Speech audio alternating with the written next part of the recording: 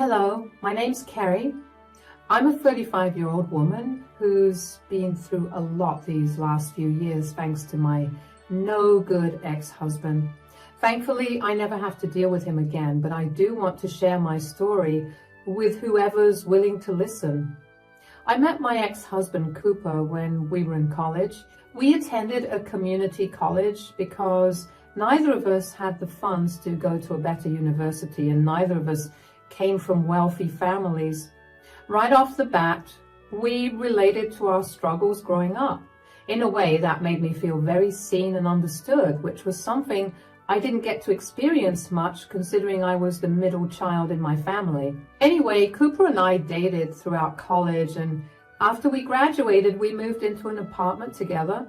Now, I took care of a huge portion of the bills because Cooper couldn't seem to find himself a job. I tried my best to help him out, but the jobs I found were either not up to his standards or too much work. I didn't complain about having to shoulder most of the bills because I loved Cooper, and I thought that he was just at a stage in life where he was trying to figure things out.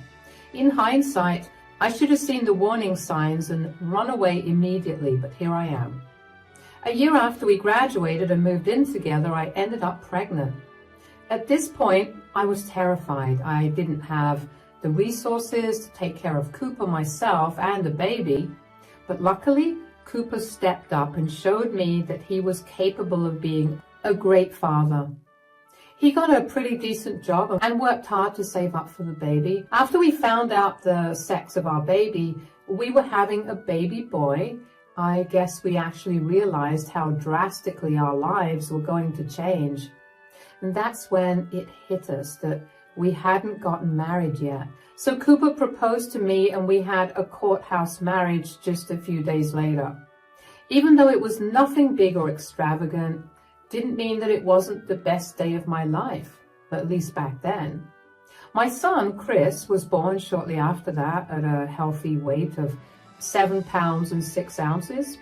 One look at his precious face and I knew that there was no way that I was going to let anything or anyone hurt him. Cooper was an amazing father right off the bat. I never fought with him about his responsibilities, and he made sure to take care of me as well as the baby. I fell even deeper in love with him by this point. We were still struggling financially, but we were a lot happier than we were before. 2 years after Chris was born, Cooper's mom passed away. I wasn't exactly close to her, but she was a good woman. Chris was not close to his mother at all, but he still grieved her loss. The only good thing that came out of her passing was that she left Chris her house. That house had been passed down to her by Cooper's great-grandmother, so while it was a relatively new ancestral home, the only thing we really looked for was the fact that the house was fully paid off. We moved into that home once everything regarding Cooper's mom's death was settled and began our new lives there. Initially, things were like they always were, but then I began noticing changes in Cooper. He became a lot more sullen and upset. He refused to talk to me. He barely helped out with Chris. He would, in fact, just ignore Chris. Chris would scream and cry for his father, but Cooper would barely bother. At first, I thought that he was just grieving the loss of his mother and that maybe living in his childhood home was affecting him. But over time, I began to realize that those were just his usual behaviors coming back from before Chris was born, except that they were a lot more intense. Cooper lost his job pretty quickly and we were back to managing the house on a single income. I couldn't keep us afloat on just one paycheck, so I had to pick up a second job. I barely spoke to Cooper because I could feel anger and hatred festering in him, and I did not want that spilling over. I also didn't leave him because I was terrified of being a single mother and I didn't want to raise Chris in a broken home. I continued to work 2 jobs for 3 years until I'd had enough and told Cooper to get his act together and get a job or I would leave. Cooper took my threats seriously and found himself a job. It was just enough for him to cover our utility bills, so he told me he'd do that. Over the next 2 years, that was our arrangement. I thought we'd gotten through the worst, but little did I know that the worst was yet to come. Cooper began heavily drinking and smoking. The people at his new workplace would constantly take him out for drinks and smokes, and that bled into his home life as well. I did my best to deal with it and keep my son away from his messy father, but my breaking point came when I received an email that was a warning to pay off our electricity and water bills by the end of the month, or our electricity and water would be shut off. I flew into a rage that day. I used Cooper's laptop to check his bank transactions and found that he had been using all his pay for months to drink and gamble. He was in so much debt. I felt bile rise up at the sight of it.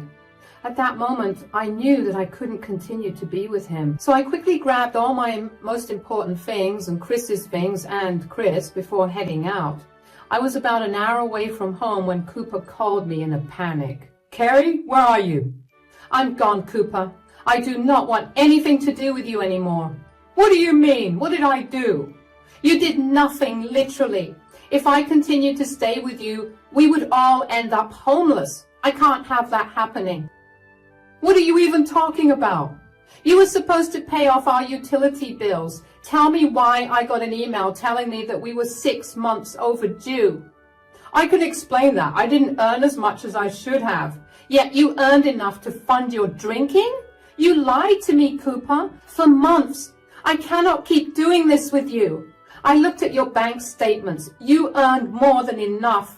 You just chose to spend all the money on booze and your gambling addiction. I cannot let you destroy mine and our sons' lives like that. You can't just up and leave one day. Where is Chris?"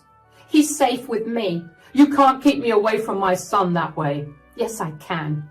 You're going to ruin him if he continues to be around you any longer. I don't want him to grow up thinking that the way you acted was normal and acceptable. Our boy should have a bright future ahead of him, and the only way he'll get that is if he's away from you." "You know that you legally can't do that, right?" "I know, but I have enough proof of your inability to take care of him so I can have temporary custody of him until we figure out the divorce."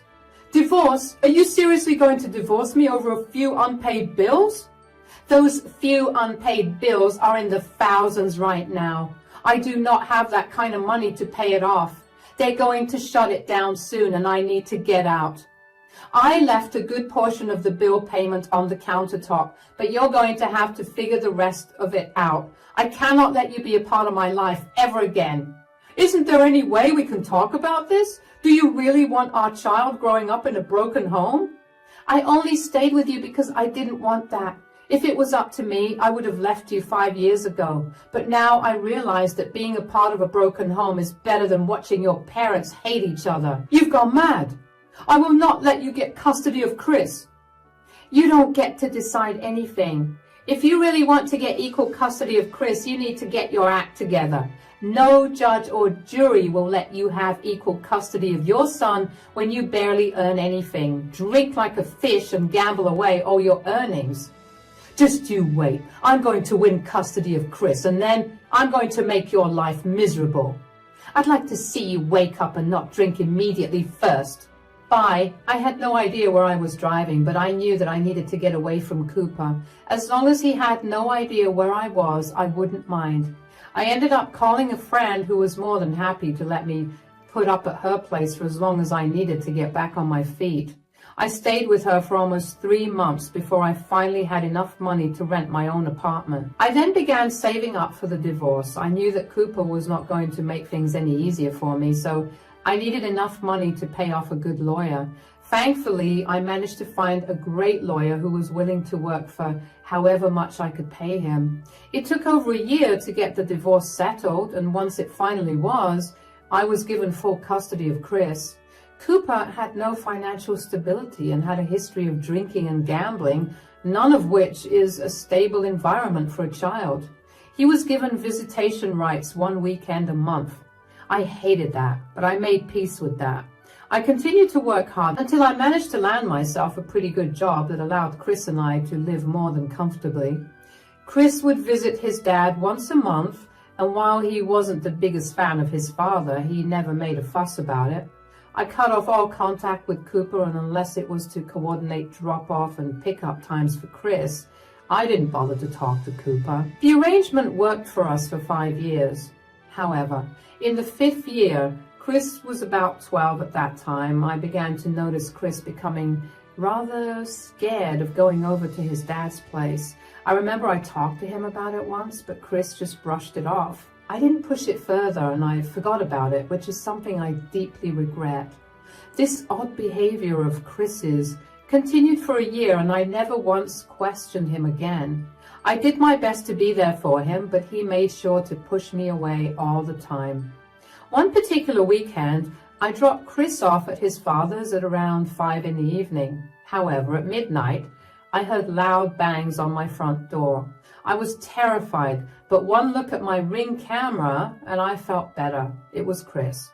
That ease was quickly washed away with worry about why he was at my place at that hour instead of his father's. I was even more alarmed when Chris lifted his head and I saw that he was crying. "Chris, sweetie, what are you doing here? Where's your father?" "Mom, oh my God, why are you crying? Are you hurt?" I'm not hurt. I just, calm down, sweetie. Take a few deep breaths. You're okay. Mom's here with you. Take your time and tell me what happened. Come in and let me get you some hot chocolate. No, I need to tell you. Okay, sweetie, what is it? Please don't leave me alone with Dad again. What? Why? Did he do something to you?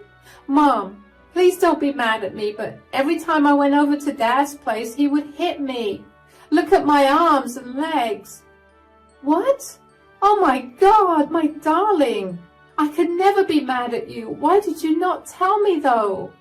Dad threatened to hurt me more if I told on him, and I didn't know what to do. I really wanted to tell you, but I was so scared. Oh, sweetie, I'm so glad that you came to me about this. I could never be mad at you about this, okay?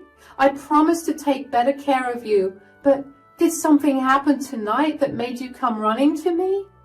Well, Dad always acted funny before he hit me, and I wanted to see what it was.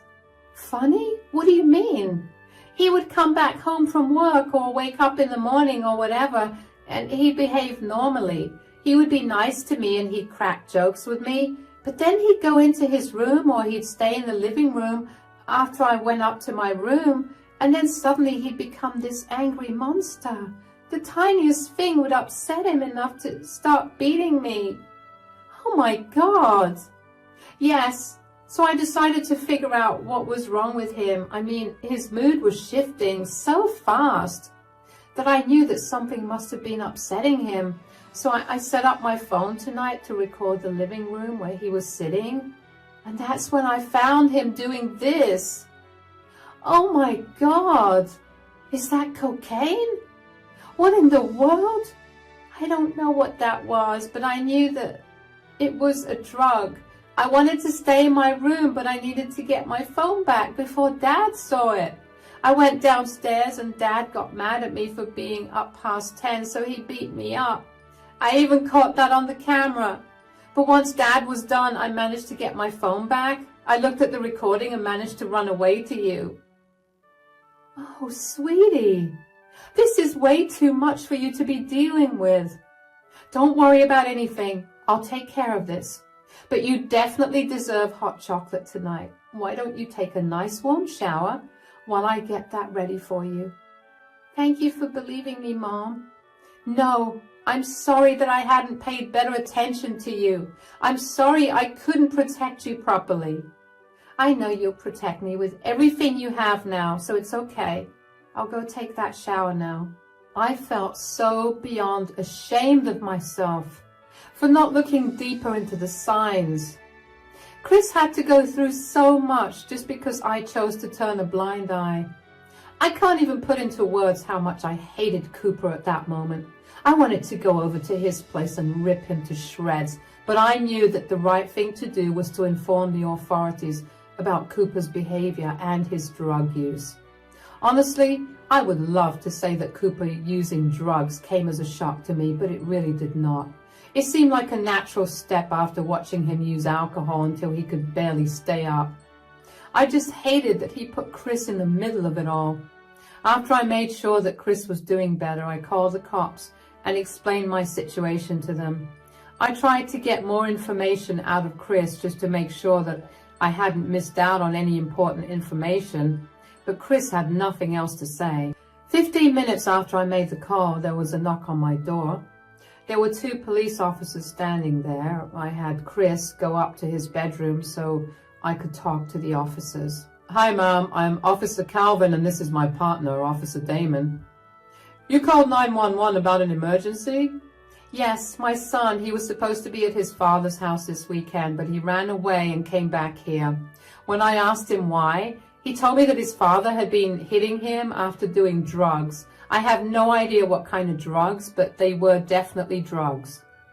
"Are you sure they were drugs, ma'am? And how do you know that drugs were involved in this?" "You and your son's father are divorced, right? How long has it been, and how old was your son at that time?"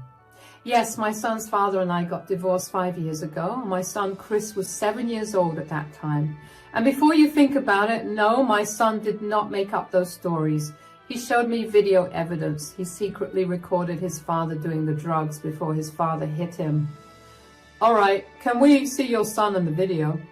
"Of course. Chris, could you come down for a few minutes, sweetie?" "Yes, Mom. You called? Who are they?" "Sweetie, I called the police. I feel like they are the best ones to take care of this situation.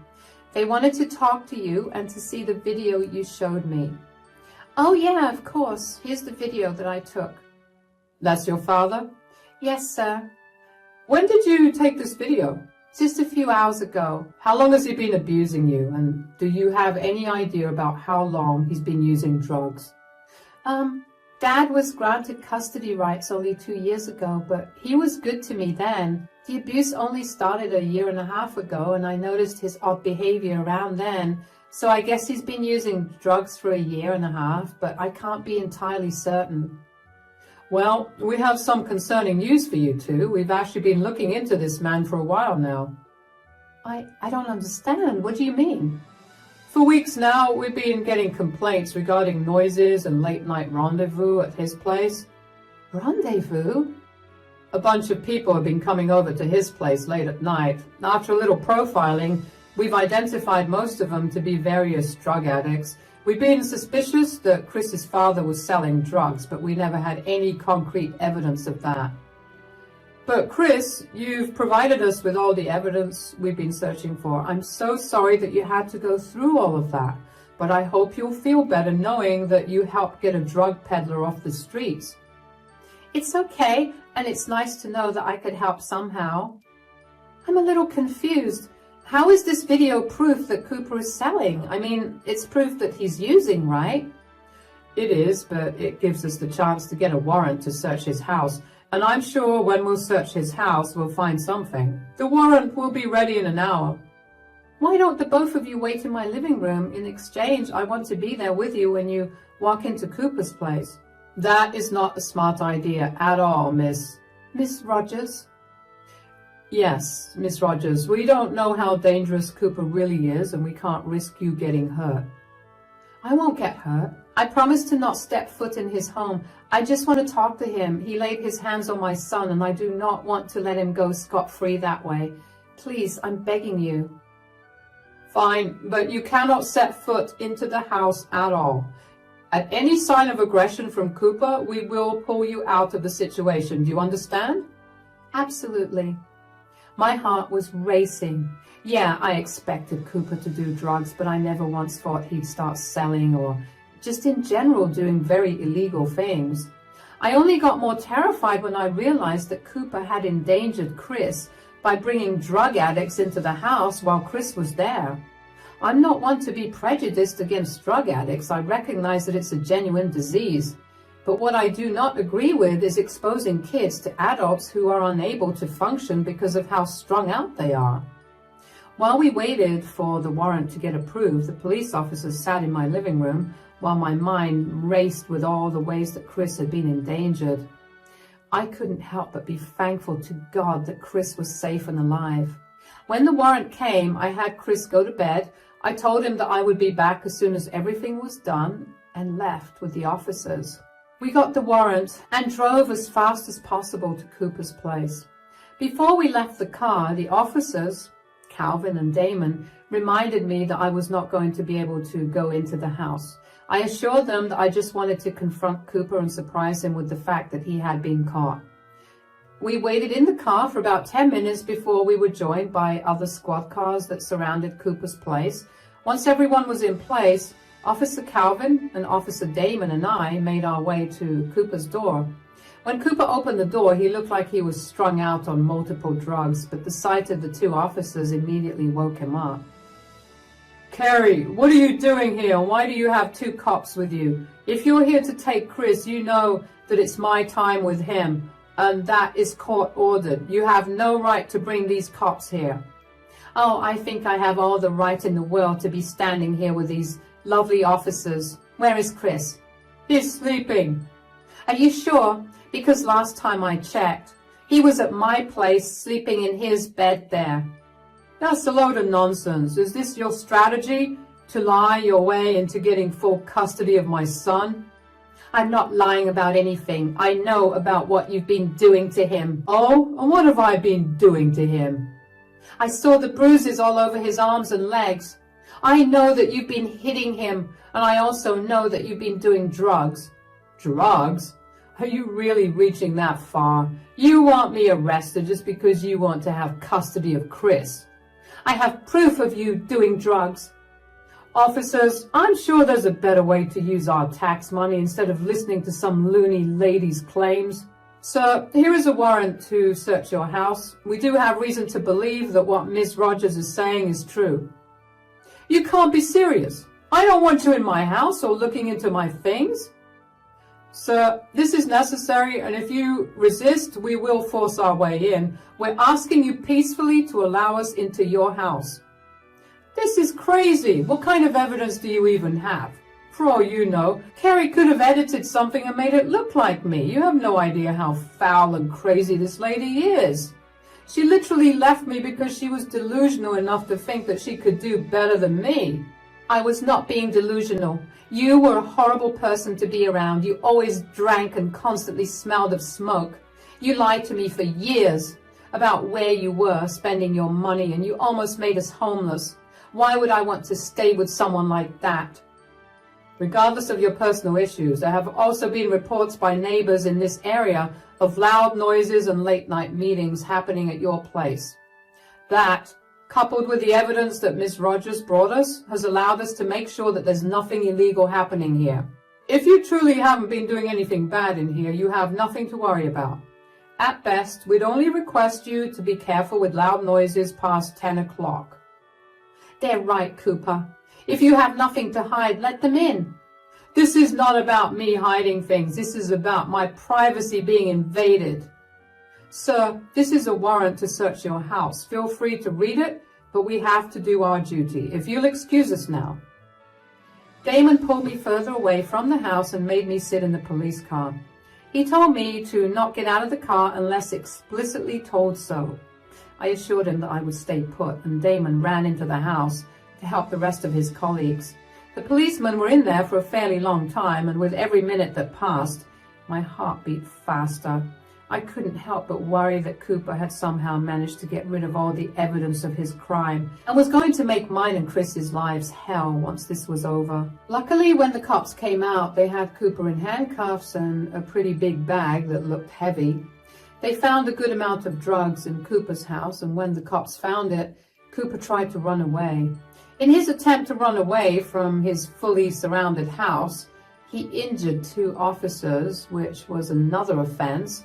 It was only after I saw the cop car with Cooper in it drive away that I finally managed to calm my heart rate. Damon and Calvin came back to the car and checked in on me before driving me back home. Chris had been awake, waiting for me. I gave him the biggest hug and let him know that his father was arrested and was going to be away for a long, long time. Chris was so relieved that he began crying. I couldn't even imagine the kind of joy that my child must have felt, and I couldn't help but wonder how messed up it was that Chris was happy that his father was gone. Cooper messed up big time, and he was going to pay for it. The following months were nothing short of tiring. The first thing that happened was that Cooper was charged with a felony and was sentenced to 20 years in prison for that. Assaulting 2 police officers landed him with an extra 2 years in prison. Abusing Chris landed him an extra year, and he was sentenced to a total of 23 years in prison. Cooper looked defeated during those court hearings. I wish I could say that I felt sorry for him, but all I felt was immense anger and hatred towards him for what he did to Chris. I wanted him put away for as long as possible. After that, though, I had to work out the custody rights of Chris. Since Cooper was a felon, his parental rights were forfeited, and I became the sole custodian of Chris. Chris and I were beyond ecstatic about it, and we even went to Chris's favorite restaurant to celebrate that. Other than having his parental rights revoked, Cooper's home was also taken in by the government because of his surmounting loans. Cooper was going to have a rough time when he came out of prison, and I couldn't have been happier about that. I made sure to put Chris into therapy, even though he told me almost 1,000,000 times that he was doing completely fine. I still wanted to double check. Besides, there's nothing wrong with a regular therapy appointment. Chris has only been thriving since I've gotten full custody of him, and I feel like I'm the happiest person alive because of it.